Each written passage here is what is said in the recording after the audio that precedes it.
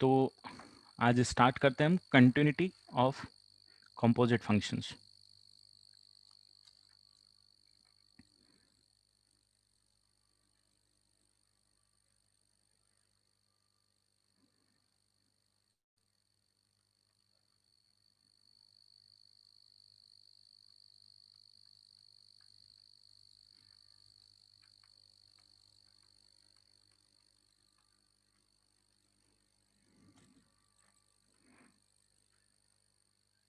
Continuity of composite functions.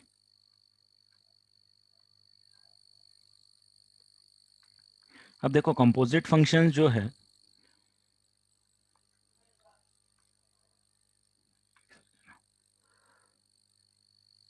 एक second, हाँ कुछ प्रॉब्लम आ रही है, एक सेकेंड। हाँ,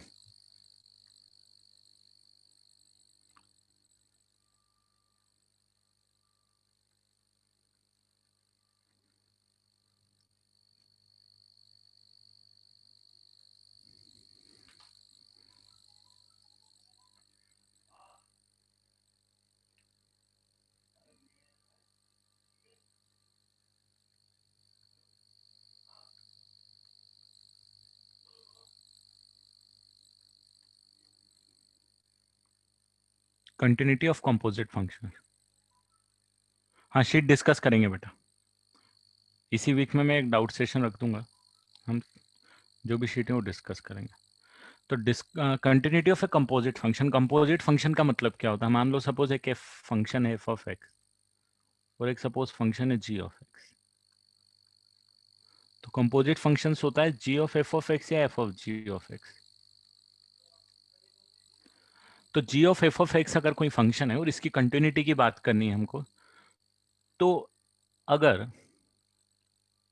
eight x is equal to c suppose f is continuous, अगर एक आप एक्स की वैल्यू निकाल रहे हो, एक एक्स की वैल्यू कंसिडर कर रहे हो जिसके लिए एफ एक्स कंटिन्यूस है, ठीक है, और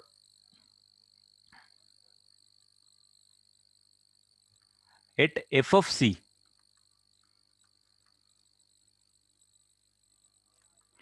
जी इज कंटिन्यूस। अगर एफ ऑफ सी पे जी कंटिन्यूस है, then g of f of x is continuous at x equal to c. मतलब आप समझ रहे हो कि जब आप कोई इनपुट एक्स की वैल्यू सी डाल रहे हो, तो सबसे पहली कंडीशन तो ये होनी चाहिए भाई कि एफ खुद कंटिन्यूस है। अगर एफ कंटिन्यूस नहीं है तो हम बात ही नहीं कर पाएंगे। तो सबसे पहली चीज तो ये होगी कि एक्स इक्वल टू सी पे एफ कंटिन्यूस हो, और जब आपने x equal to c put किया है, एफ सी आउटपुट आया है, एफ सी जो है वो जी के लिए इनपुट का काम करेगा, राइट? ये जी जो फंक्शन है उसके लिए एफ सी इनपुट का काम करेगा कि जी में इनपुट अब एफ सी का जा रहा है। तो अगर एफ सी पे एफ एक्स की वो वैल्यूज, एक्स की एफ सी वैल्यू के लिए अगर जी कंटिन्यूस है, तो g of f of x would be continuous at x equal to c. Example दे देता हूं, क्लियर हो जाएगा। सपोज एक फंक्शन है g of x which is x square and f of x which is x plus two. तो हम g of f of x की कंटिन्यूटी के बारे में बात कर रहे हैं at x is equal to one suppose. तो at x equal to one f of x is continuous, right? X equal to one पे एफ एक्स कंटिन्यूस है, लीनियर एक्स इक्वेशन है, कंटिन्यूस है। एक्स इक्वल टू वन पे इसका output क्या आ रहा है? थ्री आ रहा है। अब वो जो थ्री आउटपुट आएगा, एफ एक्स की वैल्यू जो थ्री आएगी, वो थ्री जी के लिए इनपुट का काम करेगी। तो क्या थ्री पे एक्स स्क्वायर भी कंटिन्यूस है? क्योंकि यहाँ पे अगर थ्री डालोगे तो क्या कंटिन्यूस आएगा एक्स स्क्वायर? यस, थ्री पे एक्स स्क्वायर भी कंटिन्यूस आएगा। एक्चुअली तो ये दोनों ही कंटिन्यूस है थ्रू आउट देयर डोमेन, हम बात कर ही चुके हैं ऑलरेडी। दोनों दोनों पॉलिनोमियल फंक्शन है, पॉलिनोमियल फंक्शन होते हैं थ्रू आउट कंटिन्यूस होते हैं। तो एक्स इक्वल टू वन पे इसने आउटपुट दिया थ्री, अब थ्री इसके लिए इनपुट है, तो थ्री पे ये भी कंटिन्यूस है। तो at three g x is also continuous at x equal to three. मतलब if you are putting input as three in g x, ये कंटिन्यूअस है, तो इन दोनों का ओवरऑल रिजल्ट ये आएगा कि g of f of x is continuous at x is equal to 1. This is the funda of continuity at of any composite function. एक example में बताऊंगा जहां पे कंटिन्यूअस नहीं होंगे, उसके बारे में बात करेंगे.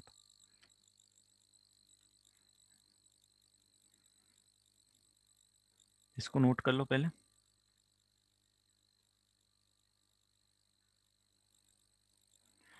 जैसे एक एग्जांपल अपन लेते हैं, F of x.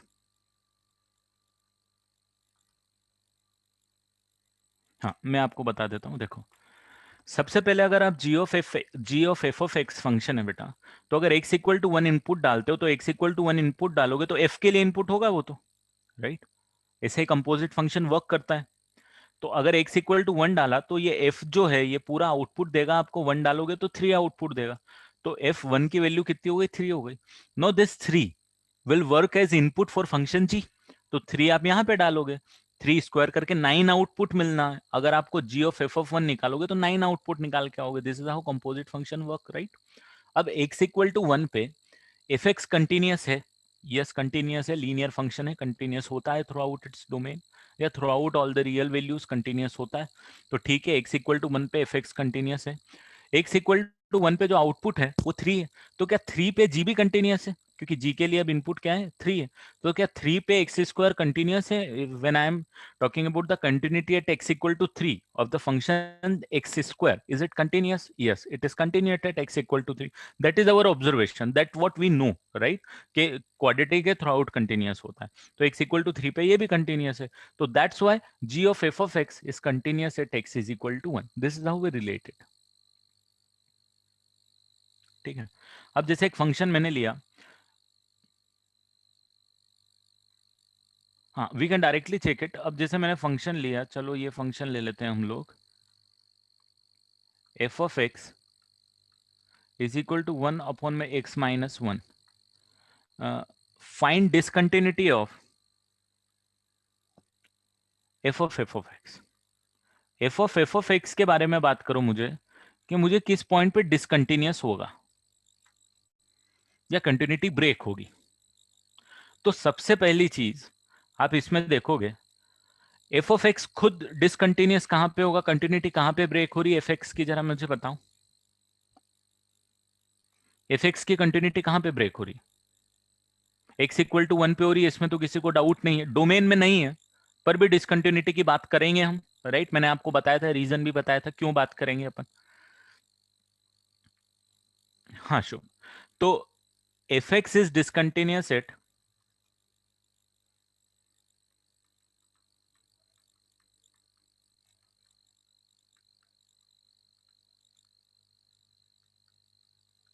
Discontinuous at x is equal to 1, इसमें कोई डाउट नहीं है मुझे. अब एफ ऑफ एक्स अगर मैं निकालूंगा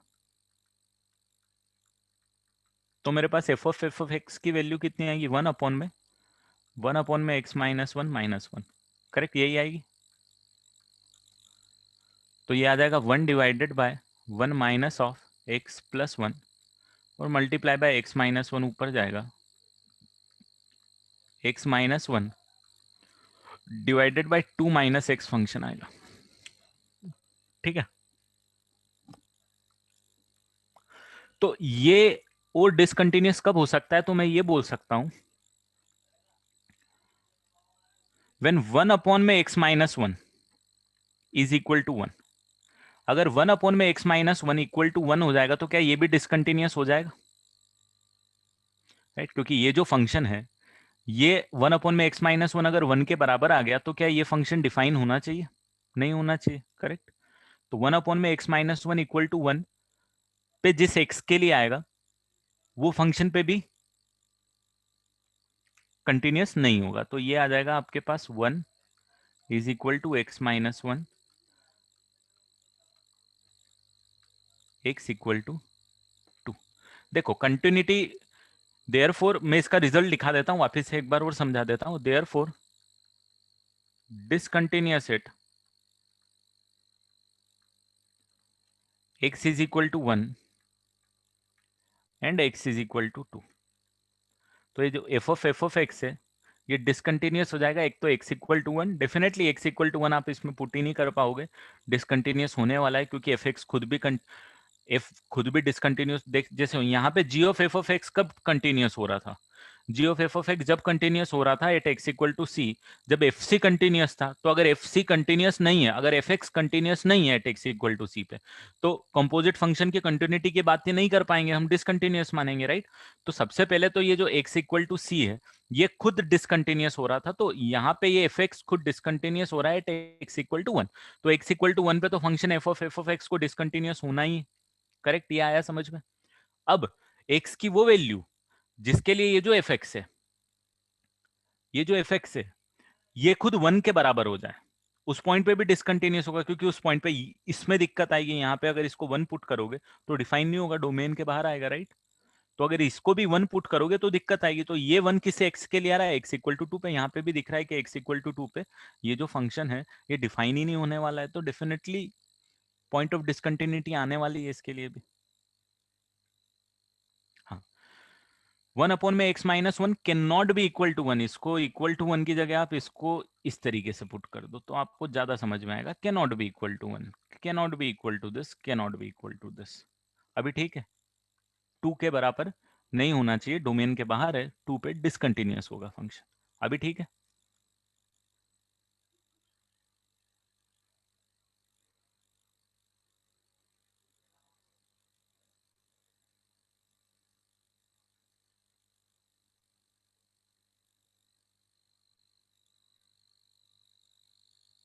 अथर वो समझ में नहीं आया।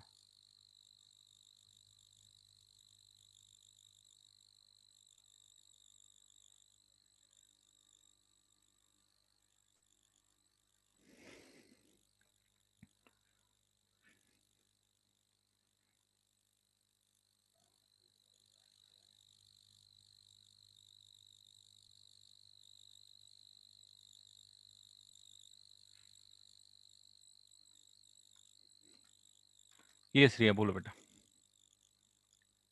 सर हम लोग यहाँ पे पहले चेक करें कि एफ ऑफ एक्स वो वैल्यू पे कंटिन्यूस है क्या, और हाँ, फिर हम चेक करें कि जी ऑफ एक्स वो वैल्यू पे कंटिन्यूस है क्या। जी ऑफ उस एक्स एफ सी पे कंटिन्यूअस है क्या? हाँ हाँ सर, हम्म, उसकी जगह हम लोग g of f of x directly वो वैल्यू पे देख नहीं सकते। देख सकते हो, काम कर जाएगा जैसे यहाँ पे काम कर रहा है एक्स इक्वल टू 2, क्योंकि यहाँ सिर्फ डोमेन वाले पॉइंट पे हम रिमूव कर पा रहे हैं। यहाँ पे ना, जैसे इस वाले एक्सप्रेशन में x माइनस टू डिनोमिनेटर में आया तो यहाँ हमको डायरेक्टली लिख रहा है, देयर आर फंक्शन शायद जहाँ पे नहीं देख पाओगे आप, तो there can be possibilities. Okay, तो it's better to do this. हाँ हाँ, it is way. Okay sir, okay. अब देखो यहाँ पे मैं आपको एक और एग्जांपल बताता हूँ, जैसे अगर एफ ऑफ एक्स में आपको कंफ्यूजन है तो एक और एग्जांपल मैं लेता हूँ। F of x is equal to x plus 1 divided by x minus 1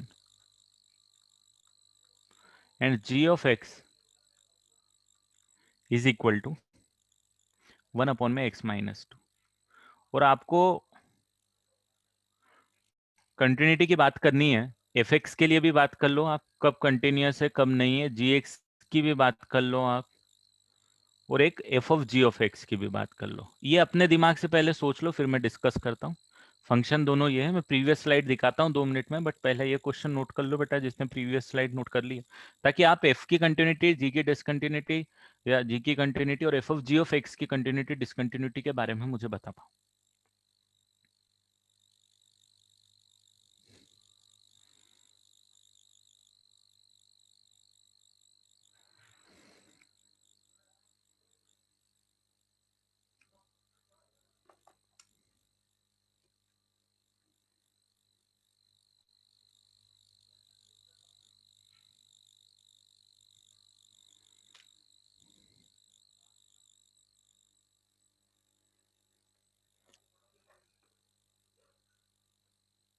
done.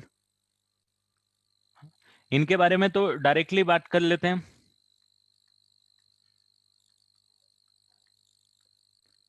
Discontinuous at x is equal to 1, इसके बारे में भी बात कर सकते हैं directly, discontinuous at x is equal to 2। No let's talk about f of ji of x, वो discontinuous कब होगा?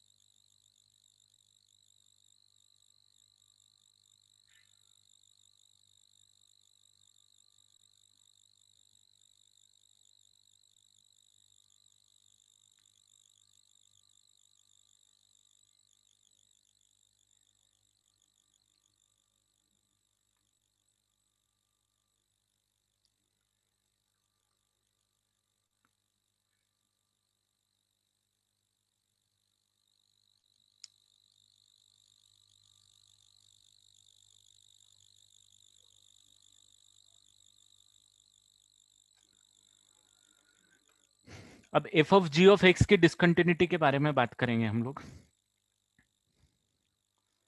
तो f of ji of x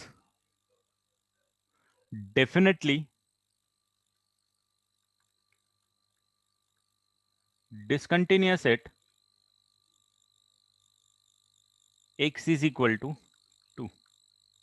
x equal to 2 पे डिसकंटिन्यूअस है, क्योंकि f of ji of x की continuity कब आएगी, ये ध्यान देना कि मैंने जो आपको फंडा सिखाया था, अभी जो डेफिनेशन सिखाई थी, f of ji of x की कंटिन्यूटी कब आएगी? उस एक्स के लिए आएगी जिसके लिए जी एक्स तो खुद कंटिन्यूअस हो, है ना, जिसके लिए जी एक्स खुद कंटिन्यूअस हो। आप पहली कंडीशन देखो यहाँ पे, एफ ऑफ सी है एक्स इक्वल टू सी, यहाँ पे if f must be continuous at x equal to c, this is the first condition। अगर f ही discontinuous है तो g of f of x तो discontinuous होने वाला है, राइट? तो जब अंदर वाला फंक्शन डिसकंटिन्यूअस है, ये फंक्शन डिसकंटिन्यूअस होने वाला है, तो अंदर वाला फंक्शन यहाँ पे क्या है आपके पास, g ऑफ x है, और g of x discontinuous at x equal to 2 है, तो x इक्वल टू 2 पे डिसकंटिन्यूअस होने वाला है, इसमें कोई प्रॉब्लम नहीं है, ठीक है। एंड जो सेकेंड पॉइंट आएगा इसमें,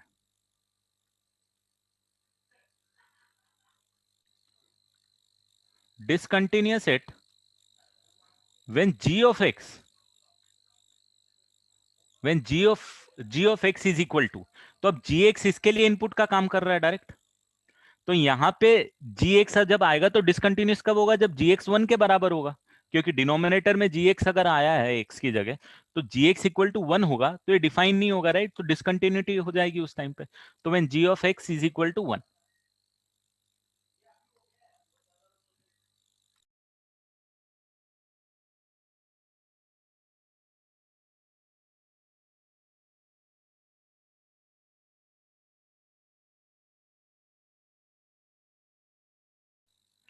ठीक है, तो g of x must be equal to 1 उस पॉइंट पे डिसकंटिन्यू, तो x इक्वल टू 2 पे होगा, और एक ऐसे पॉइंट पे डिसकंटिन्यूस होगा जब g of x equal to 1 है। तो g ऑफ x मतलब 1 अपॉन में x minus 2 is equal to 1 है, तो x इज इक्वल टू कितना है, 3 है, तो x इक्वल टू 3 पे भी डिसकंटिन्यूटी आएगी बेटा, और x इज इक्वल टू 2 पे भी डिसकंटिन्यूटी। देखो, अंदर वाला फंक्शन जब डिसकंटिन्यूअस है तो ओवरऑल ये डिसकंटिन्यूअस होने वाला है, ठीक है। अब अंदर वाला डिसकंटिन्यूअस कब है? तो अंदर वाला डिसकंटिन्यूअस है, जी ऑफ एक्स डिसकंटिन्यूअस कब है? एक्स इक्वल टू 2, तो जी एक्स डिसकंटिन्यूअस है, तो f of ji of x भी डिसकंटिन्यूअस आ गया। दूसरा, कब डिसकंटिन्यूअस होगा? जब जी ऑफ एक्स की वैल्यू वो हो जिसके लिए एफ डिसकंटिन्यूअस हो, तो एफ किस पे डिसकंटिन्यूअस है? 1 पे, तो जी एक्स की क्या वैल्यू होनी चाहिए तो डिसकंटिन्यूटी आएगी? तो जी एक्स की ये वैल्यू होनी चाहिए जिसके लिए डिसकंटिन्यूटी आएगी, तो जी एक्स की ये वैल्यू होनी चाहिए जिसके लिए डिसकंटिन्यूटी आएगी, मतलब जी एक्स 1 अपॉन में एक्स माइनस 2 है, तो 1 अपॉन में x minus 2 equal to 1, x की वो वैल्यू जिसके लिए वैल्यू 1 आएगी उस पॉइंट पे डिसकंटिन्यूटी होगी, तो आप क्रॉस मल्टीप्लाई करोगे और सॉल्व करोगे तो एक्स इज इक्वल टू 3 पे डिसकंटिन्यूटी आएगी, तो x equal to 3 and x equal to 2 are the point of discontinuity of f g of x.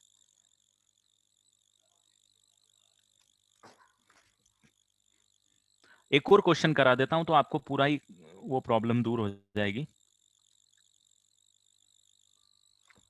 The number of point of discontinuity of, next page ही लेता हूं मैं,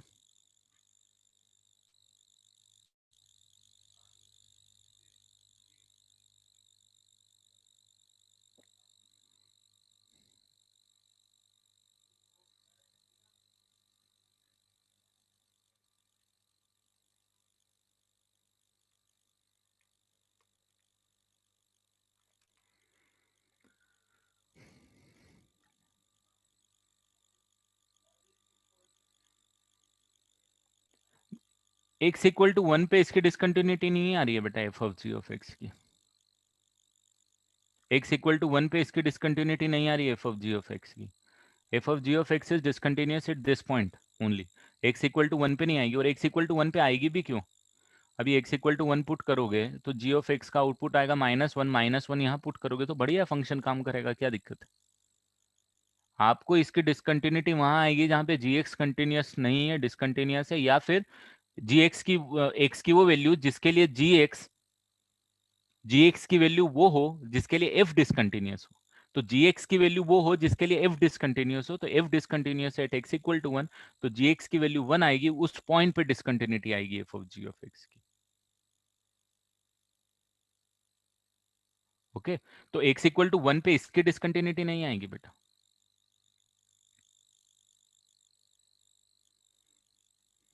ठीक है, मैं एक और क्वेश्चन देता हूं, आप खुद कर लोगे अब। F of x is equal to 1 divided by 2x square plus 5x -3 और g of x is equal to 1 upon में x प्लस 2। तो f की बता दो, g की बता दो, और मुझे f of g of x की बता दो।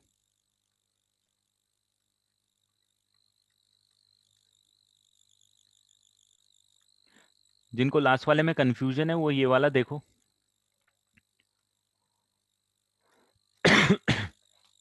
हाँ, यहाँ पे समझ में आ जाएगा बेटा आदित्य। एफ की डिसकंटिन्यूटी के बारे में तो आप बता सकते हो मेरे को, कब डिसकंटिन्यूस होगा, जी कब डिसकंटिन्यूस होगा, फिर हम f of ji of x की डिसकंटिन्यूटी के बारे में बात।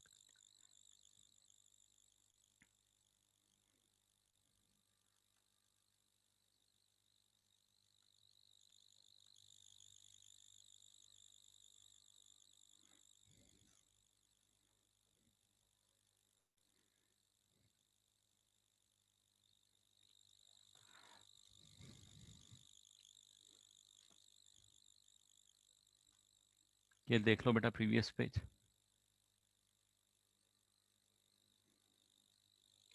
यहाँ पे एक बार और रिपीट कर रहा हूँ, f of ji of x discontinuous कब होगा बेटा? F of ji of x discontinuous जब होगा जब जी एक्स डिसकंटिन्यूस हो at x, at that particular x, या उस एक्स पे जिसके लिए जी एक्स की जो वैल्यू आ रही है, जी एक्स की जो वैल्यू आ रही है वो पॉइंट ऑफ डिसकंटिन्यूटी आ रही है एफ की। एफ डिसकंटिन्यूस कर कब हो रहा है? X equal to 1। तो यह जब जी एक्स की वैल्यू 1 होगी उस पॉइंट पे डिसकंटिन्यूटी आएगी f of ji of x की। ठीक है, ठीक है, सही आंसर है बेटा, निसर्ग सही आंसर है।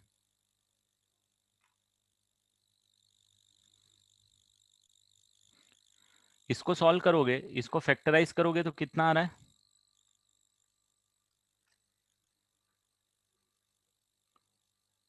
2x-1 और x प्लस 3 आ रहा है, करेक्ट यही आ रहा है। तो g of x, f of x की जो डिसकंटिन्यूस है वो एट एक्स इक्वल टू 1/2 और x इक्वल टू -3, ये point of discontinuity of f of x है, ये तो क्लियर है, किसी को कोई इसमें डाउट तो नहीं कि एफ एक्स कब डिसकंटिन्यूस है? 1/2 और -3 पे, जब ये दोनों डिनोमिनेटर जीरो हो रहे हैं उस पर डिसकंटिन्यूस है। ये कब डिसकंटिन्यूस है? ये -2 पे डिसकंटिन्यूस है। ठीक है, तो अब आपको किसकी डिसकंटिन्यूटी की बात करनी है? F of ji of x की बात करनी है। तो एट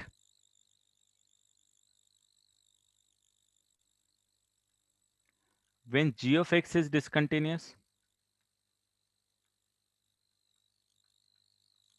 किस पॉइंट पे डिसकंटिन्यूस होगा? At x is equal to -2। तो f of ji of x discontinuous होगा at x is equal to -2 पे, सबसे पहली चीज। दूसरी चीज, व्हेन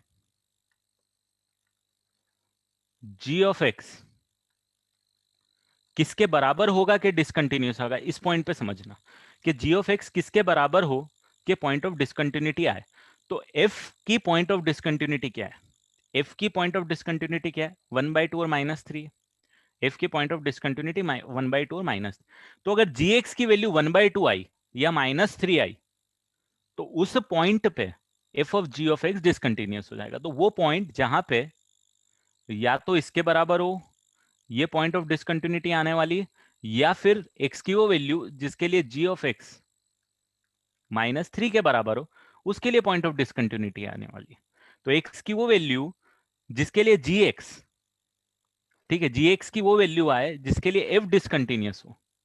बस अब जी ऑफ एक्स की वैल्यू कितनी है आपको पता है, यहाँ 1 में x-2। तो अब आप डायरेक्टली 1 में x-2 इज इक्वल टू 1/2। तो I think therefore x is equal to कितना आ जाएगा, 4। एंड 1 में x-2 इज इक्वल टू -3।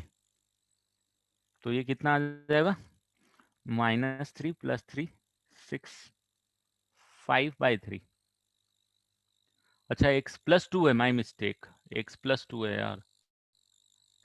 तो ये तो 0 आ जाएगा और ये आ जाएगा -3x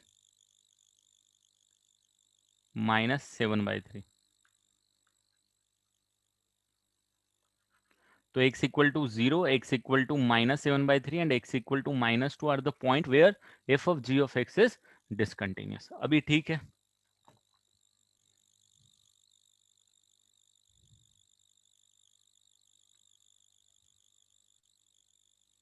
अभी क्लियर आ गया समझ में? तो आपको मैं एक बार वो रिपीट कर देता हूं, एक बार वो रिपीट कर लेता हूं। अब आपको डेफिनेशन ज्यादा अच्छे से भी समझ में आएगी कि भाई अगर मैं एक फंक्शन f है और एक फंक्शन g है और f of g of x की कंटिन्यूटी की बात कर रहा हूं, तो x इक्वल टू c पे f of g of x continuous if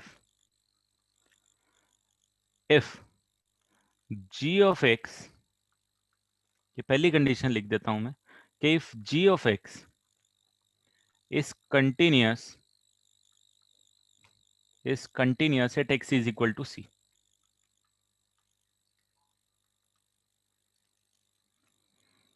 तो x इक्वल टू c पे सबसे पहले तो gx डिसकंटिन्यूअस होना चाहिए। अगर gx कंटिन्यूअस होना चाहिए। अगर gx डिसकंटिन्यूअस है तो f of g of x discontinuous होने वाला है, इसमें कोई डाउट नहीं है। इसीलिए हम ये जो जहां पे gx डिसकंटिन्यूअस होता है उसको रिमूव कर देते हैं कि इस पॉइंट पे कंटिन्यूअस नहीं होगा, या फिर हम बोलते हैं कि इस पॉइंट पे डिसकंटिन्यूअस होगा।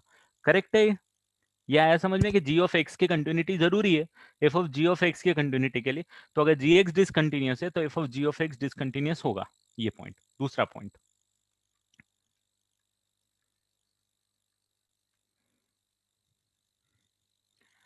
f of x must be continuous at x is equal to g of c। तो x की जब वैल्यू g of c आए उसके लिए f को भी कंटिन्यूअस होना है। अगर x की वो वैल्यू आ गई, x की वो वैल्यू आ गई मतलब यहां x की वो वैल्यू आएगी जिसके लिए gc जो है उस पे f जो है वो डिसकंटिन्यूअस हो, तो वो भी बाहर हो जाएगी। जैसे यहां पे कि gx की वो वैल्यू आ रही है जिसके लिए f डिसकंटिन्यूअस हो रहा है। जैसे एफ डिसकंटिन्यूअस हो रहा है 1/2 और -3 पे, तो आपको वो वैल्यू अलग हटानी पड़ेगी कंटिन्यूटी के लिए कि जी ऑफ एक्स की जो वैल्यू है वो 1/2 अगर आई तो एफ खुद क्या है, डिसकंटिन्यूअस हो रहा है, इसीलिए वो पॉइंट भी अलग हटाना पड़ेगा आपके पास। तो जहां पे भी जी एक्स की वैल्यू वो आ रही है जिसके लिए एफ डिसकंटिन्यूअस हो रहा है, वो पॉइंट भी आपको रिमूव करने पड़ेंगे। तो f x must be continuous at x equal to c. तो अगर x equal to g c पे एफ एक्स कंटिन्यूअस नहीं है तो वो पॉइंट भी आपको रिमूव करना पड़ेगा, और वो दोनों पॉइंट ये वाले।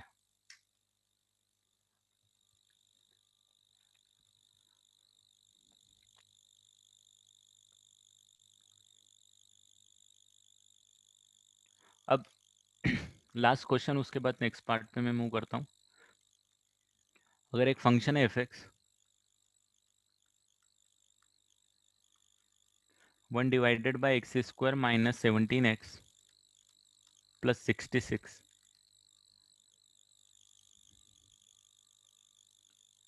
और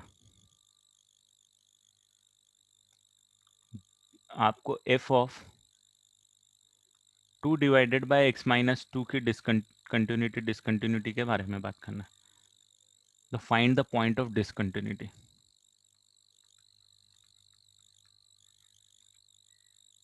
ले जाता हूँ बेटा, प्रीवियस स्लाइड पे भी ले जाता हूँ।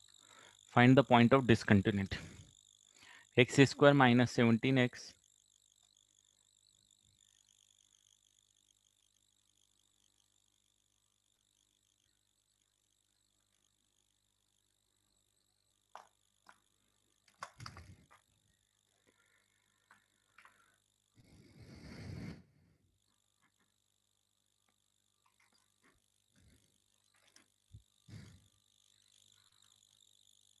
डन। ये देख लो, तो ये भी कंपोजिट फंक्शन ही है।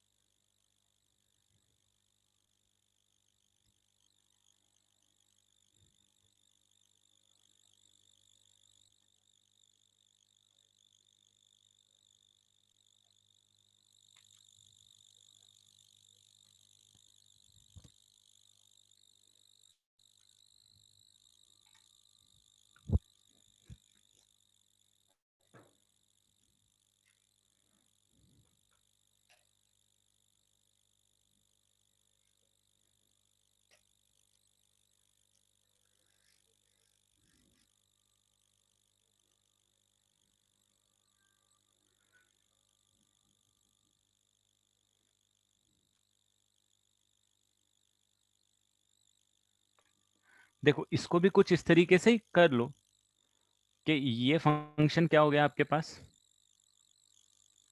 ये फंक्शन क्या हो गया आपके पास, f of g of x हो गया, where g of x equal to कितना हो गया, 2/(x - 2) हो गया ना। वही बात हो गई कि अगर आपने g ऑफ x को 2/(x - 2) लिया तो ये f of g of x हो जाएगा। तो सबसे पहले डिसकंटिन्यूअसटी कहाँ पे आएगी, x इक्वल टू 2 पे किसी को डाउट तो नहीं है कि डिसकंटिन्यूटी आएगी, क्योंकि g ऑफ x मतलब ये खुद पॉइंट जो है वो डिसकंटिन्यूअस हो जाएगा, g ऑफ x खुद डिसकंटिन्यूअस हो जाएगा, x इक्वल टू 2 पे आएगी। और उस पॉइंट पे डिसकंटिन्यूटी आएगी जब 2/(x - 2) किसके बराबर हो, उस पॉइंट के बराबर हो। 2/(x - 2) की वैल्यू उस पॉइंट के बराबर हो जिसपे ये डिसकंटिन्यूअस हो। तो अभी इसको अगर आप सॉल्व करोगे, इसको फैक्टराइज करोगे, तो I think this is x-6, x-11 आ रहा है। तो ये इक्वल टू 6 और इक्वल टू 11। अगर x इक्वल टू मतलब ये 2/(x - 2) जो कि यहाँ पे इनपुट का काम करेगा, अगर वो 6 के बराबर आ गया, अगर ये जो इनपुट है वो 6 के बराबर आ गया तो डिसकंटिन्यूटी आ गई, या 11 के बराबर आ गया तो भी तो x की 3 वैल्यूज पे डिसकंटिन्यूटी आएगी। एक तो 2 पे आएगी, एक x की वो वैल्यू जिसके लिए 2/(x - 2) 6 होगा, और एक x की वो वैल्यू जिसके लिए 2/(x - 2) 11 होगा। तो ये 3 पॉइंट ऑफ डिसकंटिन्यूटी आएगी। इसको सॉल्व करोगे तो आई थिंक x आपके पास कितना आ जाएगा, 1/3, 2 + 1/3 7/3। और इसको सॉल्व करोगे तो x कितना आ जाएगा, 24/3, 24/11।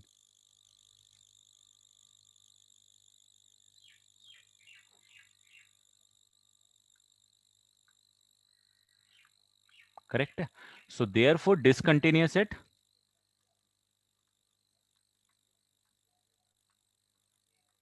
डिसकंटिन्यूटी आ रही है एक 2 पे, एक 7/3 पे और एक 24/11 पे। ठीक है, अभी क्लियर है?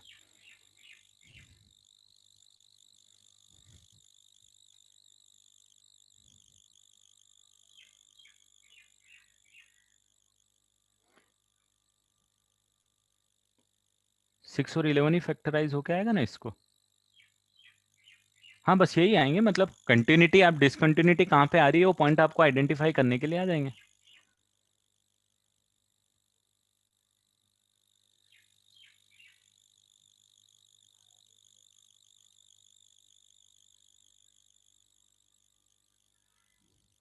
मान लो आपको ये क्वेश्चन, चलो ये वाले क्वेश्चन की जगह अब आप मेरे को ये बताओ,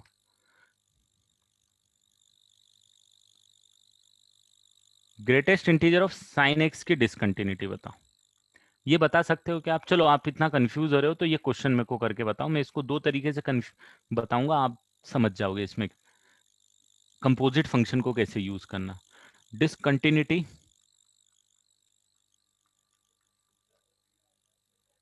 किस पॉइंट पे आएगी? तो एक तो मैंने आपको ग्राफिकल वे बताया है कि ग्राफिकल वे में greatest integer of sine x का शायद मैंने ग्राफ भी बना के बताया है आपको कि भाई जो साइन एक्स है, साइन एक्स का ग्राफ क्या होता है? साइन एक्स का ग्राफ ऐसे चलता जाता है एक पीरियड में, एक पीरियड ही बना रहा हूं मैं बस, ये साइन एक्स का ग्राफ। अब greatest integer of sine x का ग्राफ क्या बनता है? यहाँ पे 0 होता है, यहाँ तक पूरा 0 जाता है ना, यहाँ पे 1 हो जाएगा क्योंकि 1 पे ग्रेटेस्ट इंटीजर की वैल्यू 1 हो जाएगी, फिर यहाँ से चलेगा ये आ जाएगा, जैसे ही 1 से कम हुआ वैल्यू 0 हो जाएगी ग्रेटेस्ट इंटीजर की।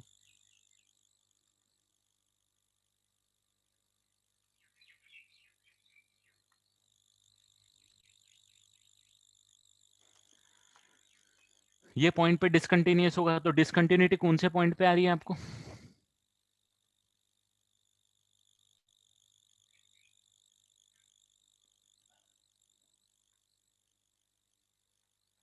डिसकंटिन्यूटी कौन से पॉइंट पे आ रही है? तो x इज इक्वल टू π/2 पे आ रही है।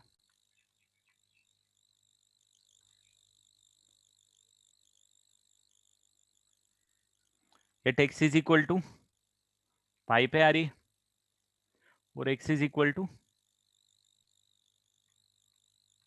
2 पाई पे आ रही है। 2 पाई पे भी डिसकंटिन्यूटी आ रही है, and this is the combination of two function. अगर मैंने एफ एक्स लिया आपको,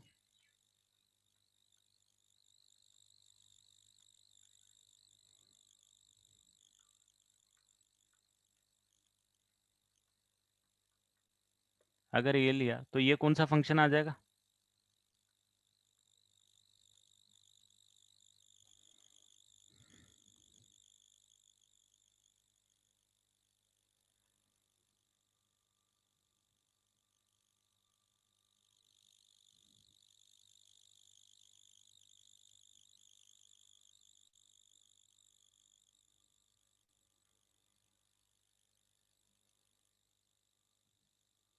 करेक्ट,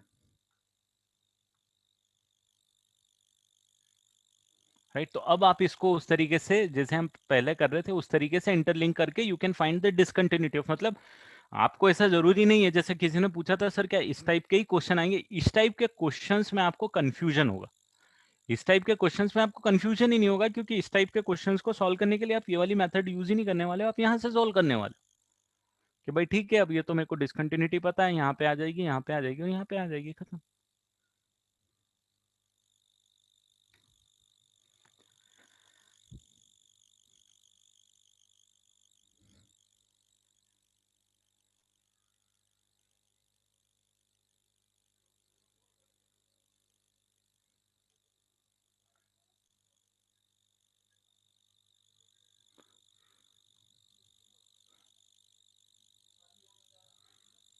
नहीं, पाई तक वैल्यू, जैसे ये पाई है बेटा और ये 2 पाई है, तो पाई पे तो डिसकंटिन्यूस आ रहा है ना फंक्शन, ये 0 चल रहा था, पाई से जस्ट आएगा तो LHL RHL बराबर होगी, LHL और RHL अलग अलग आ जाएगी, तो डिसकंटिन्यूस होना है ना, पेन उठाने की जरूरत पड़ गई आपको।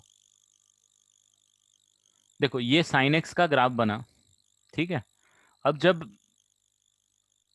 ये 1 होता है और ये -1 होता है, करेक्ट। अब जब आप ग्रेटेस्ट इंटीजर का ग्राफ बनाओगे तो मुझे ये बताओ, जब भी इनपुट आपके पास 0 से लेके 1 के बीच तक का रहेगा तो आउटपुट 0 रहेगा आपके पास। तो ये सारे इनपुट 0 से लेके 1 तक है, राइट। यहाँ पे ये सारे इनपुट, सॉरी, ये आउटपुट जो है वो 0 से लेके 1 तक के आउटपुट है। तो ये सब सारे 0 से लेके 1 तक के आउटपुट है, तो इनका ग्रेटेस्ट इंटीजर कितना होता है? 0 होता है। जैसे ही 1 पहुंचा, 1 का ग्रेटेस्ट इंटीजर कितना हो जाएगा? 1 आ जाएगा। तो 1 खुद आ गया। तो पहले 0 चल रहा था, सडनली मूव करके, उठ के, जंप मार के यहाँ पे पहुंच गया। अब जैसे ही मैं π/2 से बढ़ा, तो π/2 से बढ़ा तो फिर ग्राफ ये आया जो कि 1 से नीचे आ गया। तो 1 से नीचे आ गया तो ग्रेटेस्ट इंटीजर फिर 0 आ गया। क्लियर?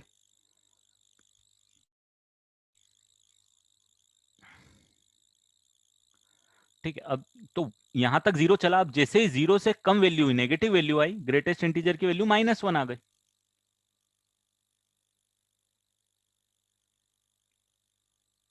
तो -1 चलता रहा। -1 के लिए भी -1 आई।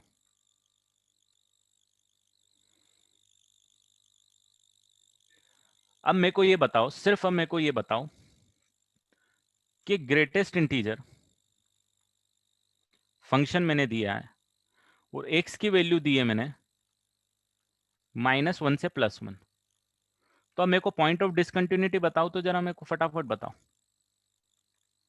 कोई बोल रहा है नहीं सर, इसको इस मेथड से भी सॉल्व करके बता दो आप, फंक्शन वाली जो हम प्रीवियस स्लाइड में करी थी। तो ठीक है भाई, पॉइंट ऑफ डिसकंटिन्यूटी बताओ ग्रेटेस्ट इंटीजर ऑफ एक्स की when x is lying between -1 to +1, क्योंकि यहाँ पे साइन एक्स है भाई, -1 से +1 के बीच में लाई कर रहा। तो मेरे को ये बताओ, -1 से +1 के बीच में ग्रेटेस्ट इंटीजर फंक्शन जो होता है वो डिसकंटिन्यूअस कब होता है? तो ठीक है, आप ग्राफ बना के बता दो अगर आपको कंफ्यूजन हो रहा है कि ग्रेटेस्ट इंटीजर ऑफ एक्स का जो ग्राफ होता है वो ये होता है।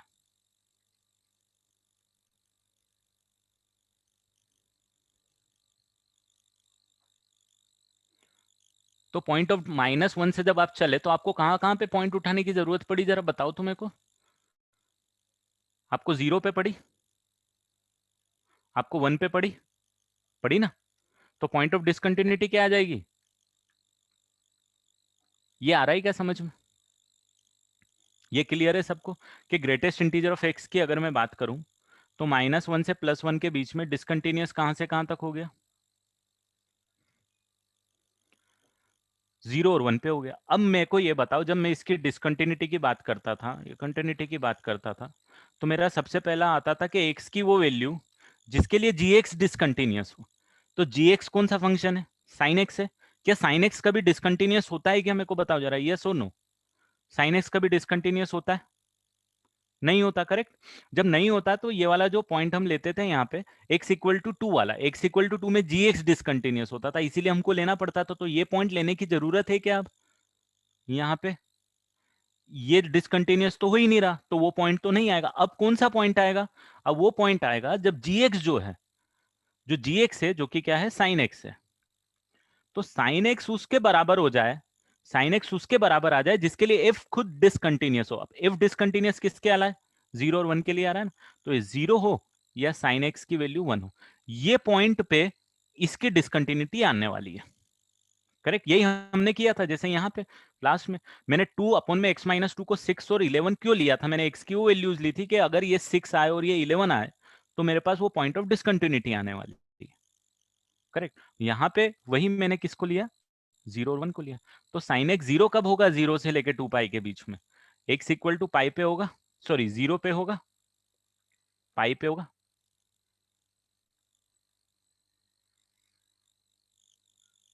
यहाँ पे x=1 कब होगा? π/2 के लिए होगा, राइट। तो π/2, पाए और 2 यहाँ पे क्या आएगा? 2 आएगा। और ये 0 नहीं होगा। 0 इसीलिए नहीं होगा क्योंकि 0 पे इस केस में हम लोग क्या देखेंगे? RHL देखेंगे। तो इसीलिए इस पॉइंट पे नहीं। तो पाए 2 और π/2 आपका यहाँ से भी आंसर आ जाएगा। तो मतलब वही है, बट इस क्वेश्चन को उस तरीके से करने में कॉम्प्लेक्सिटी बढ़ जाएगी। उससे ज्यादा बेटर आपका इजी तरीका होगा कि आप इस तरीके से नॉर्मल तरीके से इसको आइडेंटिफाई कर लो कहाँ पे डिसकंटिन्यू।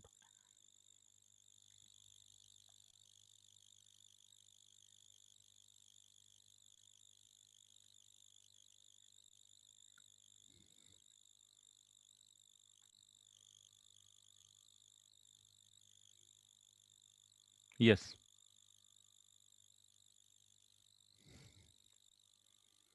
ठीक है, चलो अब आगे बढ़ेंगे।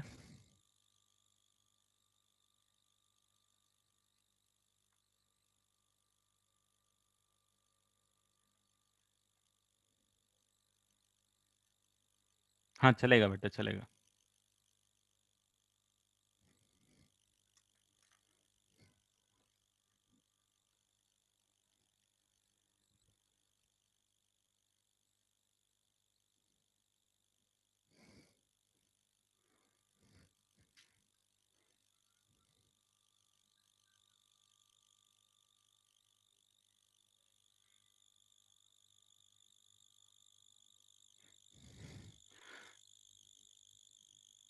देखो ये x इक्वल टू 0 मैंने किसी लिए रिमूव किया है, इसीलिए रिमूव किया है क्योंकि 0 इज द स्टार्टिंग पॉइंट। अगर 0 स्टार्टिंग पॉइंट है तो स्टार्टिंग पॉइंट पे यहाँ पे मेरे को क्या चेक करना पड़ता है, सिर्फ फंक्शन की वैल्यू और आरएचएल चेक करना पड़ता है। फंक्शन की वैल्यू और आरएचएल दोनों बराबर आ रहा है, इसमें एलएचएल की बात नहीं हो रही। ये 0 यहाँ पे भले ही आ रहा है, बट यहाँ पे ये 0 जैसे पाई पे है, पाई पे 0 हो रहा है, पाई पे मेरे को एलएचएल की भी बात करनी पड़ेगी, आरएचएल की भी बात करनी पड़ेगी और फंक्शन की वैल्यू की भी बात करनी पड़ेगी। 0 x इक्वल टू 0 पे सिर्फ आरएचएल की बात करनी पड़ेगी। मैंने आपको बताया था कि एक्सट्रीम वैल्यू पे कैसे कंटिन्यूटी चेक करते हैं, एक साइड की कंटिन्यूटी चेक करते हैं, तो एक साइड 0 पे कंटिन्यूट आ रहा है। एलएचएल भी अगर मैं करता तो मेरा डिसकंटिन्यूट आता, तो इसीलिए मैंने 0 को यहाँ पे रिमूव किया। पाई, 2 पाई, और 2 पाई पे क्या चेक करना है आपको, जरा मेरे को बताओ। 2 पाई पे क्या चेक करोगे, एलएचएल। एलएचएल और फंक्शन की वैल्यू, तो एलएचएल -1 आ रहा है और यहाँ पे ये 0 आ रहा है, तो इसीलिए एलएचएल और यहाँ बराबर नहीं आ रहा है, तो इसीलिए ये डिसकंटिन्यूस हो रहा है। यहाँ पे आरएचएल और फंक्शन की वैल्यू बराबर आ रही, यहाँ पे एलएचएल और फंक्शन की वैल्यू बराबर नहीं आ रही, इसीलिए यहाँ पे डिसकंटिन्यू। ठीक है, तो ये और थोड़ा सा यहाँ पे कॉम्प्लिकेटेड वे हो जाएगा, बट ठीक है, ग्राफिकली आप इसको ज्यादा इजिली कर पाओ।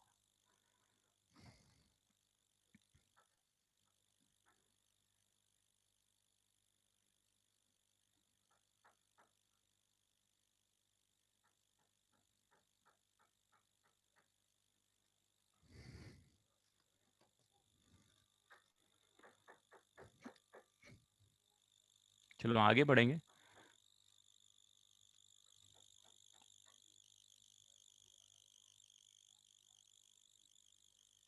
अब बात करेंगे हम टाइप्स ऑफ डिसकंटिन्यूटी की। एक पॉइंट है जिसपे क्वेश्चंस आते हैं आपको, टाइप्स ऑफ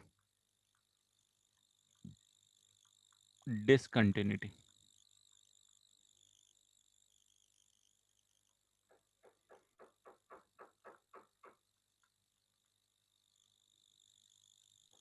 कि डिसकंटिन्यूटी है फंक्शन की, एक्सप्रेशन की, तो वो ठीक है, बट किस टाइप के डिसकंटिन्यूटी है उसको कैटेगराइज किया है, वो कैटेगरीज के बारे में हम लोग बात करेंगे।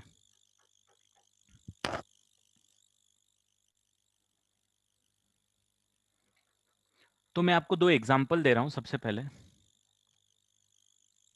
एक फंक्शन है एफ एक्स,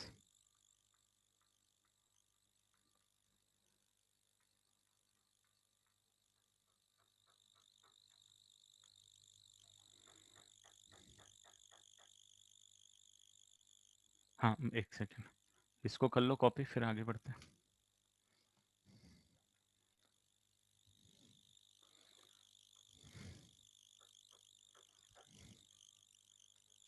अरे इस पे 2 पाई पे हम बात करेंगे रे भाई, ये मैंने गलत था ना। 2 पाई पे, पाई तो मिडिल पॉइंट है, पाई पे तो हम सब कुछ बात करेंगे। 2 पाई पे हमको एलएचएल की बात करनी पड़ेगी, ये 2 पाई पे एलएचएल की बात करनी पड़ेगी। पाई तो मिडिल पॉइंट है, एलएचएल आरएचएल और सब कुछ आएगा।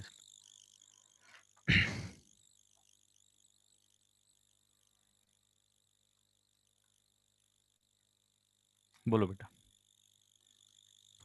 सर मुझे कंफर्म करना था कि अगर हम लोग जी ऑफ एक्स की जगह पे साइन एक्स डालेंगे और फिर F of x greatest integer है, मतलब greatest integer of sine sine x. X करेंगे तो भी सेम ही आंसर आ रहा है, तो हाँ हाँ चलेगा ना वो? हाँ हाँ, राइट राइट, चलेगा, वो सेम ही वैसे आएगा। भी चलेगा ना? तो हाँ बाकी के सारे क्वेश्चंस में भी चलेगा ना हाँ ऐसे हाँ, भी? चलेगा। Okay sir.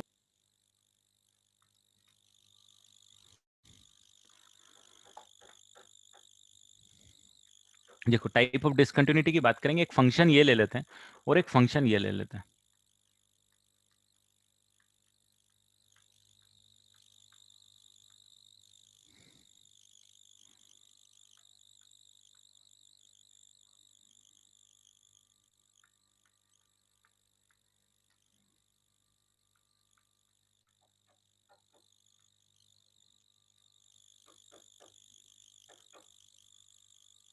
ये फंक्शन है और एक ये फंक्शन है। तो मेरे को ये बताओ, पहला वाला फंक्शन किस पॉइंट पे डिसकंटिन्यूअस है? पहला वाला फंक्शन किस पॉइंट पे डिसकंटिन्यूअस है? ओनली 3 पे। 3 पे डिनोमिनेटर 0 हो रहा, तो discontinuous at x is equal to 3। तो दिस इज, यहां पे लिख देता हूं,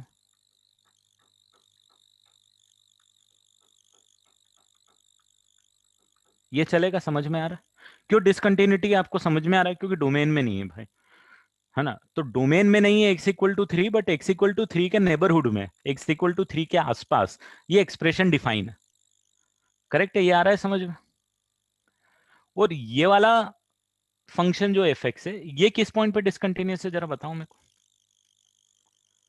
सेकेंड वाला जो एफ एक्स है, एक्स स्क्वायर माइनस 9 अपॉन में एक्स माइनस 3, इसकी तो डोमेन का पंगा भी मैंने अलग हटा दिया है।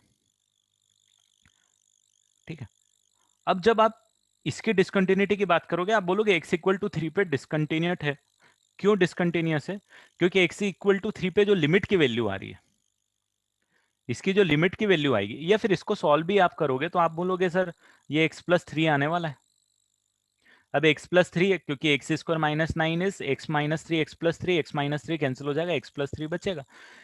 3 पे लिमिट की वैल्यू निकालनी है, तो limit when x is equal to x is tendings to 3 पे कितनी वैल्यू आ जाएगी? 6 आ जाएगी, चलेगी, इसमें तो कोई डाउट नहीं। वो लिमिट की वैल्यू 6 और फंक्शन की वैल्यू कितनी आ रही है? 5 आ रही है, that's why it is discontinuous. Correct है ये? तो इन दोनों में डिसकंटिन्यूटी, ये समझ में आ रहा है कि भाई दोनों में क्या है? डिसकंटिन्यूटी है।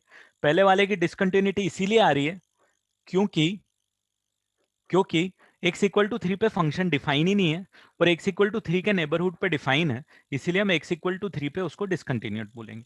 और दूसरे वाला डिसकंटिन्यूअस इसीलिए आ रहा है क्योंकि भाई जो लिमिट की वैल्यू आ रही है, जो लिमिट की वैल्यू आ रही है, यहाँ पे जो लिमिट की वैल्यू आ रही है एक्सटेंडिंग्स टू 3 पे एफ एक्स की, वो वैल्यू एफ ऑफ 3 के बराबर नहीं आ रही है। वो वैल्यू एफ ऑफ 3 के बराबर नहीं आ रही है, दैट्स वाई फंक्शन कंटिन्यूअस नहीं है। क्लियर है? दोनों के अपने अपने रीजन है, दोनों के अलग अलग रीजन है, ये समझ में आ रहे हैं? दोनों के अपने अलग अलग रीजन है, ये आपको समझ में आने चाहिए कि पहले पॉइंट पे जो पहला एक्सप्रेशन है वो कंटिन्यूअस नहीं है एक्स इक्वल टू 3 पे, क्योंकि डिफाइन नहीं है और उसके नेबरहुड पे डिफाइन है, इसीलिए हम उसको डिसकंटिन्यूअस बोल रहे हैं। दूसरा वाला जो फंक्शन एफ एक्स है, वो डिसकंटिन्यूअस इसीलिए नहीं है क्योंकि जो लिमिट की वैल्यू आ रही है वो फंक्शन की वैल्यू के बराबर नहीं आ रही है एक्स इक्वल टू 3 पे। दोनों की अपनी अलग अलग रीजन है। बट अगर मैंने इस फंक्शन को इस तरीके से डिफाइन कर दिया कि भाई no I have define this function something like that, from my end what I have done is, मैंने एक्स स्क्वायर माइनस 9 अपॉन में एक्स माइनस 3 लिखा when x is not equal to 3। और अगर मैंने इसको एक्स इक्वल टू 3 पे एक point के लिए मैंने बोला कि 6 चलेगा मेरा, तो क्या अब ये फंक्शन कंटिन्यूअस हो जाएगा? Now this function is continuous, ये सोनू, क्योंकि लिमिट की वैल्यू आपने देखी थी, 6 आ रही है। यहाँ पे देखिए आपने, ये लिमिट की वैल्यू कितनी आ रही है? 6 आ रही है, एक्सप्रेशन तो सेम ही है ना? अब ये फंक्शन कंटिन्यूअस आ गया, तो ये पहले डिसकंटिन्यूअस था, now this function is continuous. Correct? अब अगर मेरे को इस फंक्शन को भी कंटिन्यूअस बनाना है, ध्यान देना, थोड़ा सा आपको लगेगा कि ये क्या चल रहा है, बट थोड़ा सा आप ध्यान दोगे, थोड़ा सा पैशनेटली समझोगे, तो आपको समझ में आ जाएगा। अगर मैंने एफ एक्स को इस पॉइंट पे भी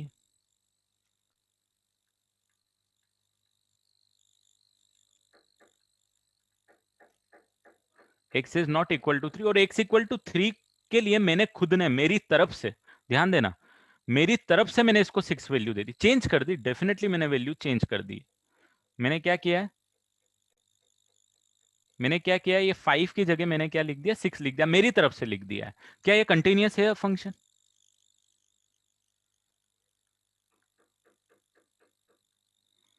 मैंने कंटिन्यूअस बना दिया मेरी तरफ से, है ना। रीजन है, दोनों की डिसकंटिन्यूटी में थोड़ा डिफरेंस था, रीजन भी अपने अपने अलग थे। मैंने एक छोटा सा चेंज किया, इसमें क्या किया कि x इक्वल टू 3 पे फंक्शन डिफाइन नहीं था भाई साहब, मैंने x इक्वल टू 3 पे डिफाइन करके उसकी वैल्यू 6 दे दी। ठीक है, चलो ये काम हो गया। तो ये फंक्शन को मैंने कंटिन्यूअस बना दिया।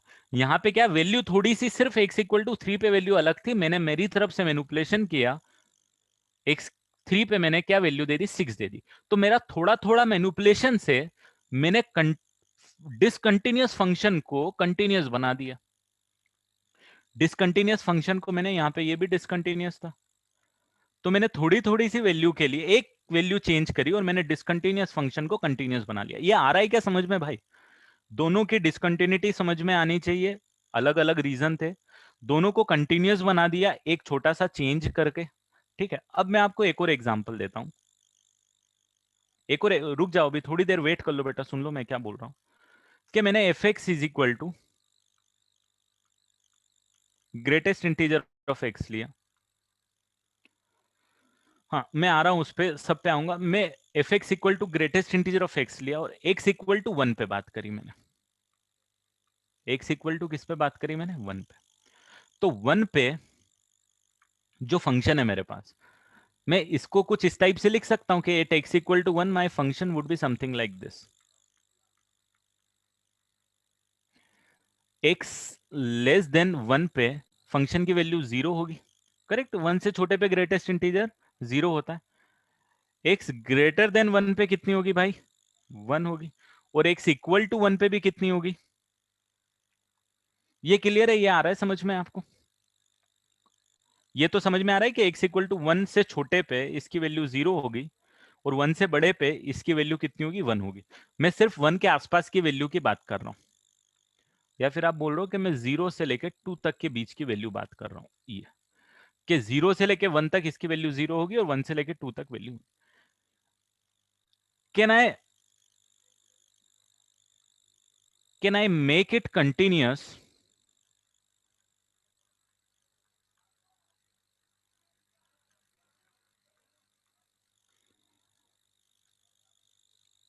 just by changing any value?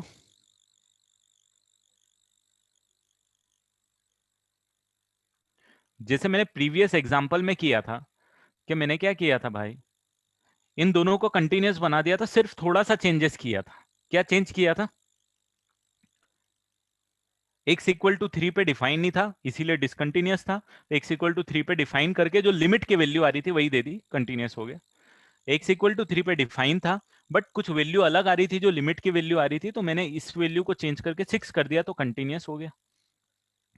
इसमें क्या मैं ऐसा कुछ कर सकता हूं कि मैं इसको कंटिन्यूअस बना सकता हूं? नो, मैं नहीं कर सकता। क्यों नहीं कर सकता, यहां समझना भाई। यहां पे लिमिट x टेंडिंग्स टू 1 नेगेटिव की वैल्यू और लिमिट x टेंडिंग्स टू 1 पॉजिटिव की वैल्यू अलग अलग आ रही है। इसकी वैल्यू 0 आ रही है और इसकी वैल्यू 1 आ रही है।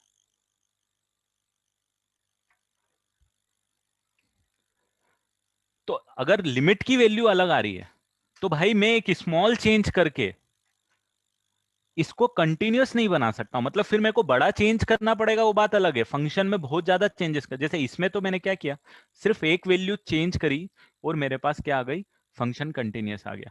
इसमें लिमिट की वैल्यू ही अलग अलग होने के कारण कि एलएचएल और आरएचएल ही अलग अलग है, तो मैं फंक्शन की वैल्यू एक्स इक्वल टू 1 पे कुछ भी करूं, एक्स इक्वल टू 1 पे मैं वैल्यू कुछ भी करूं, मेरे को फर्क नहीं पड़ता। अगर लिमिट ही एग्जिस्ट नहीं कर रही है तो मैं 1 पे फंक्शन की वैल्यू कुछ भी पुट करूंगा, मैं उसको कंटिन्यूअस नहीं बना सकता। Try to understand this thing कि भाई मैंने प्रीवियस क्वेश्चन में सिर्फ एक्स इक्वल टू 3 पे गेम किया दोनों क्वेश्चन में और मैंने फंक्शन को कंटिन्यूअस बना दिया। इसको मैं एक्स इक्वल टू 1 पे मैं कुछ नहीं कर सकता, मैं कुछ भी करके उसको कंटिन्यूअस नहीं बना सकता। इसीलिए नहीं बना सकता क्योंकि एलएचएल और आरएचएल ही मेरे पास अलग अलग आ रहे भाई।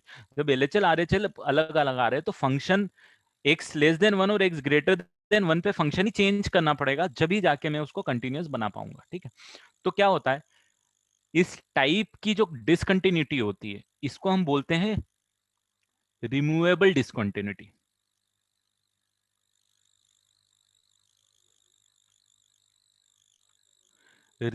रिमूवेबल डिसकंटिन्यूटी क्यों बोल रहा हूं रिमूवेबल, क्योंकि मैं इसको रिमूव कर पा रहा हूं। मैंने सिर्फ x इक्वल टू 3 पे चेंज किया है और मैंने फंक्शन को क्या कर दिया, मैंने सॉरी x इक्वल टू 3 पे चेंज किया फंक्शन की वैल्यू पे, और फंक्शन को मैंने क्या कर, मैंने फंक्शन को क्या कर दिया, कंटिन्यूअस बना दिया। और इस पे मैंने क्या किया है इस पे मैं कुछ नहीं कर सकता क्योंकि मेरे पास LHL और RHL ही दोनों अलग अलग आ रहे हैं, तो this is called the non removable discontinuity.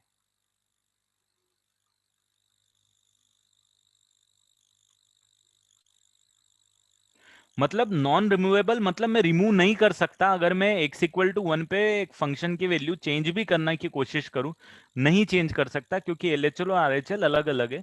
यहां पे मैंने क्या किया है कि मैंने फंक्शन को थोड़ा सा डिफाइन अलग तरीके से कर दिया कि मैंने सिर्फ x इक्वल टू 3 के लिए फंक्शन यही का यही छोड़ा, बस x इक्वल टू 3 के लिए मैंने जो लिमिट की वैल्यू आ रही थी वो वैल्यू दे दी, तो फंक्शन क्या हो गया, कंटिन्यूअस हो गया। आप थोड़ा इसका ग्राफ देखोगे तो भी आपको समझ में आएगा। इसका ग्राफ अगर आप बनाओगे, आप देखोगे कि यहाँ पे ये फंक्शन क्या आ रहा था, x माइनस एक्स प्लस 3 के बराबर आ रहा था, तो इसका जो ग्राफ आएगा वो एक स्ट्रेट लाइन आ रहा था।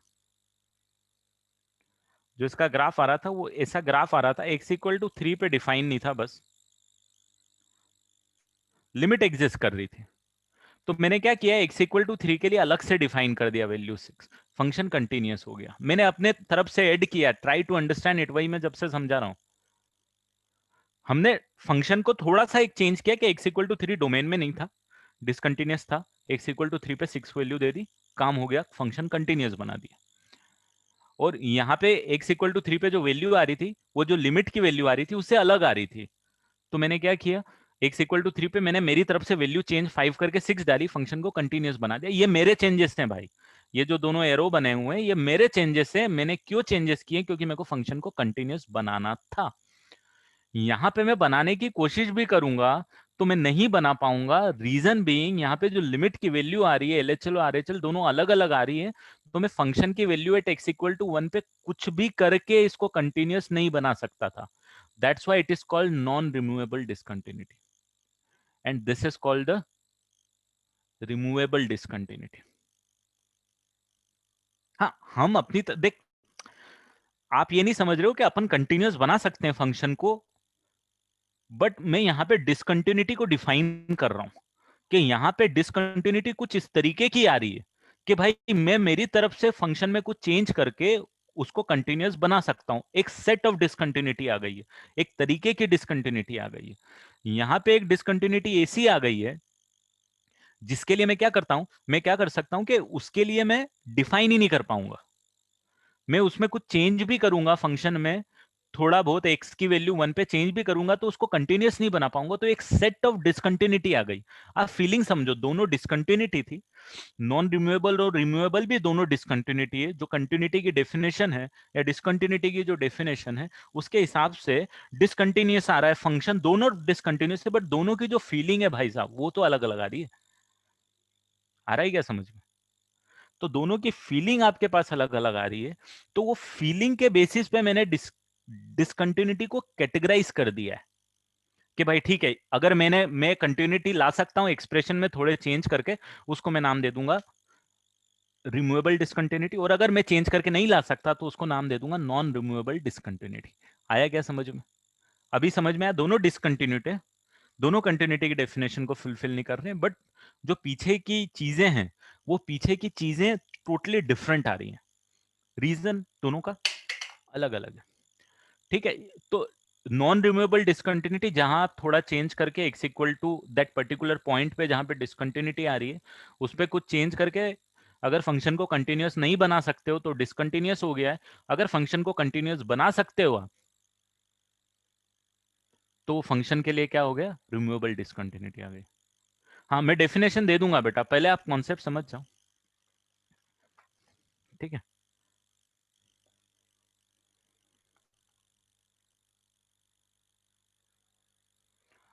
अब यहां पे भी थोड़ा सा समझना, ये वाली जो डिसकंटिन्यूटी है यहां पे,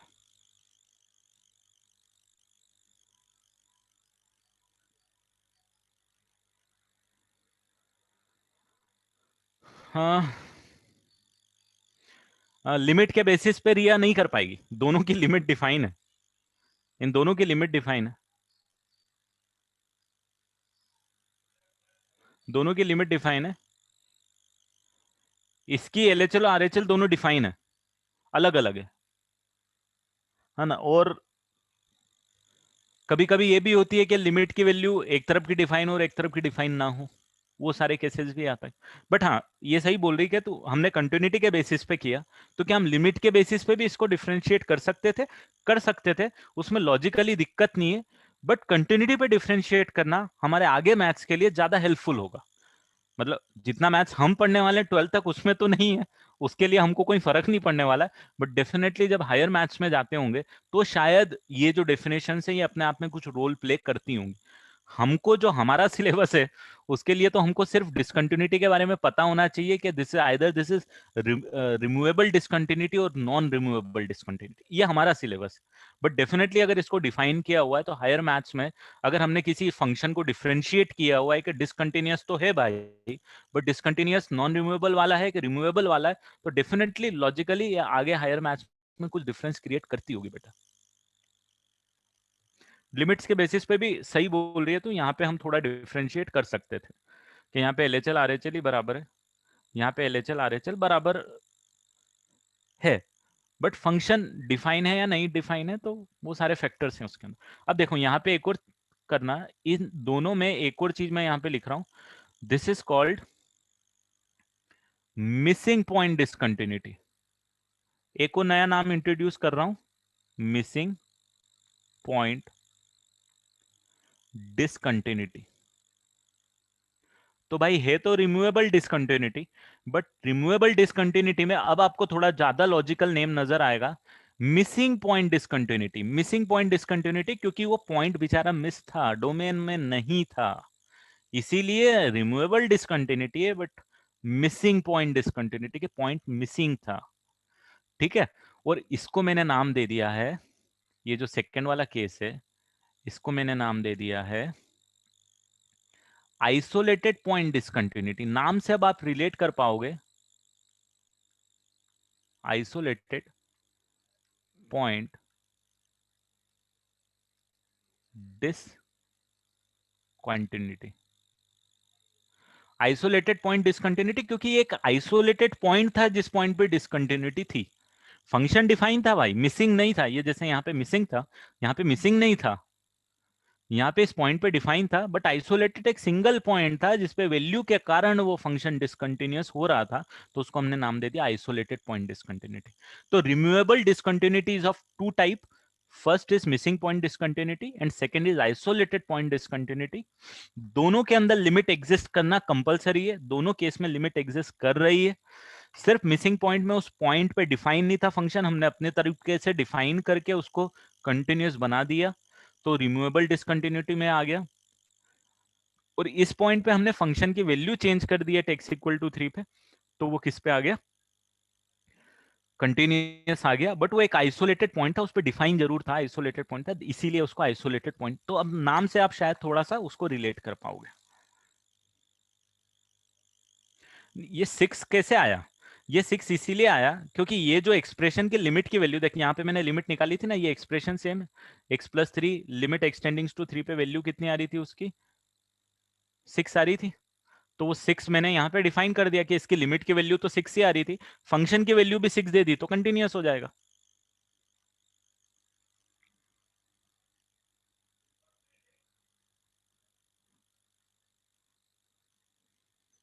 ठीक है, तो missing point discontinuity, isolated point discontinuity आपको समझ में आना चाहिए।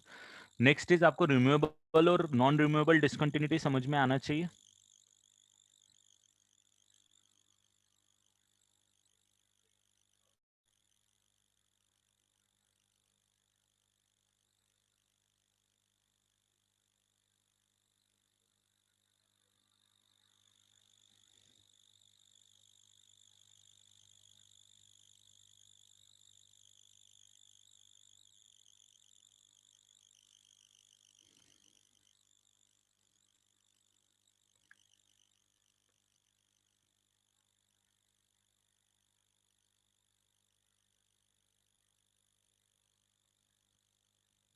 ठीक है, अब यहाँ पे एक और चीज थोड़ा, हाँ आप कॉपी कर लो बेटा, इसको कॉपी कर लो अच्छे से, क्योंकि इस पॉइंट पे डायरेक्ट क्वेश्चंस आते हैं। आप बुकलेट भी सॉल्व करोगे तो removable discontinuity, which kind of removable discontinuity, isolated point discontinuity, और कंपोजिट फंक्शन पे भी जो आज हमने सीखा उस पे भी क्वेश्चंस आते हैं। दोनों पार्ट पे अच्छे खासे क्वेश्चंस आते हैं बेटा, और ये तो समझना इतना डिफिकल्ट नहीं है, मिसिंग पॉइंट और आइसोलेटेड पॉइंट डिसकंटिन्यूटी।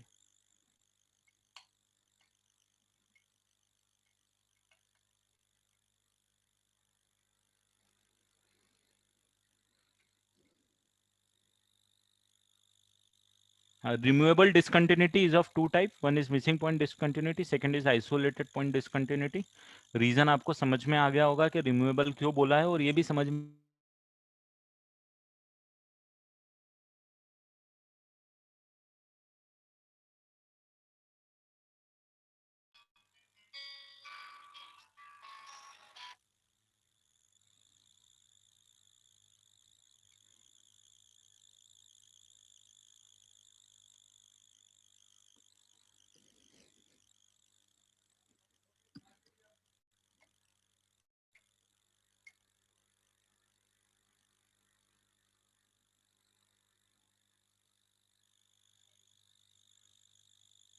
बुकलेट चालू कर दो बेटा अब, no issues. There are few part जहाँ पे आप कंफर्टेबल नहीं होगे, जहाँ पे जैसे एक्सरसाइज वन भी आप उठाओगे ना, तो उसमें कंटिन्यूटी का एक अलग से 20 22 25 क्वेश्चन दे के रखे हुए हैं। एक्सरसाइज 2 में भी 20 22 25 क्वेश्चन दे के रखे हुए हैं, उनके लिए आप प्रोसीड करो। कुछ कुछ पार्ट बाकी है जो अभी अपन को करना बाकी है, बेसिक मेनली कर चुके हैं अपन, तो बुकलेट करने की कंडीशन में। हाँ, आप सिर्फ एक थ्योरम आएगी अभी रूट्स वगैरह से रिलेटेड, वो थ्योरम पे नहीं कर पाओगे आप।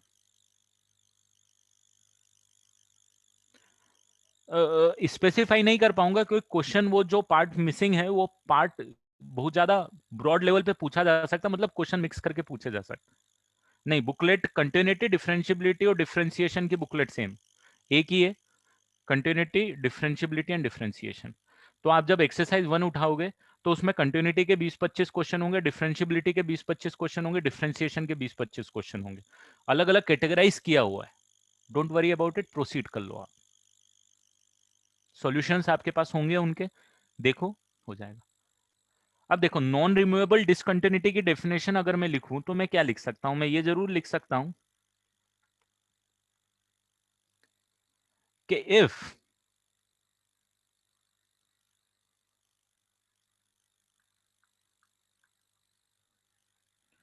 if limit extending to c f of x is not defined, does not exist, particularly that does not exist,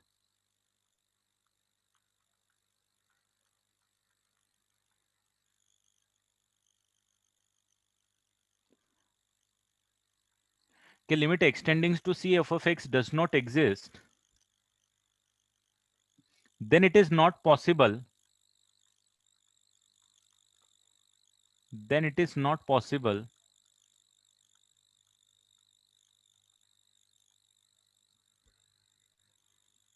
then it is not possible to make the function continuous.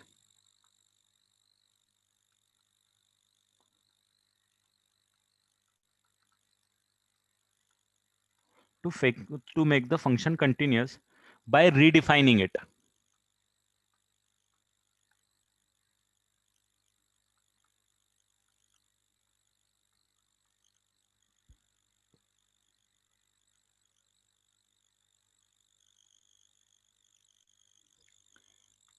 Right, then that kind of discontinuity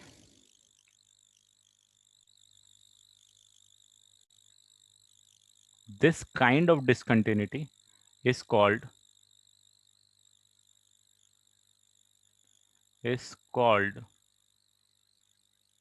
non removable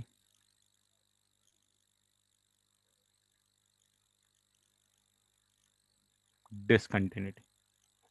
Then this kind of discontinuity is called non removable discontinuity. Limit की value ही define नहीं है, exist नहीं कर रही है, LHL RHL की value अलग अलग आ रही है, तो in that case we can not redefine the function को, थोड़ा सा रीडिफाइन करके हम उसको कंटिन्यूस नहीं बना सकते हैं. That kind of discontinuity is called the non removable discontinuity. And if the limit exist, जैसे यहाँ पे आप देखोगे दोनों केस में लिमिट एग्जिस्ट कर रही थी, है ना. इसकी भी लिमिट कितनी आ रही थी, एक्सटेंडिंग टू 3 पे 6. यहाँ पे भी फंक्शन सेम है, एक्सटेंडिंग टू 3 पे 6 आ रही थी. तो मैंने सिर्फ x इक्वल टू 3 पे फंक्शन को रिडिफाइन किया दोनों जगह और फंक्शन को कंटिन्यूस बना दिया. तो just by redefining function at x equal to 3 I have made the function continuous. Then that kind of discontinuity is called removable discontinuity. ठीक है, अभी दोनों की डेफिनेशन भी क्लियर हो गई आपको. हाँ, मैं होमवर्क भेजता हूँ बेटा आपको, मैं लिख के भेज दूंगा. अब मैं आज नहीं बता रहा हूँ, बट नॉन रिमूवेबल डिसकंटिन्यूटी भी 3 टाइप की होगी बेटा. अभी 2 टाइप की होगी और 2 टाइप में भी और कैटेगराइज कराओगे. आप लोगों को PDF नहीं मिली है क्या इन चैप्टर्स की, कंटिन्यूटी वाले की? कलेक्ट करने के लिए बोला है क्या सेंटर से?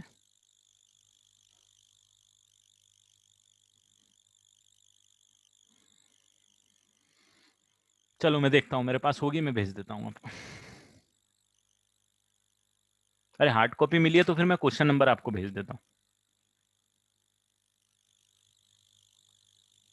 है ना. तो नॉन रिमूवेबल डिसकंटिन्यूटी भी जो होती है ना, उसमें भी टाइप होता है. वो टाइप मैं नेक्स्ट क्लास में कवर करूंगा, नहीं तो आप कंफ्यूज हो जाओगे. ठीक है.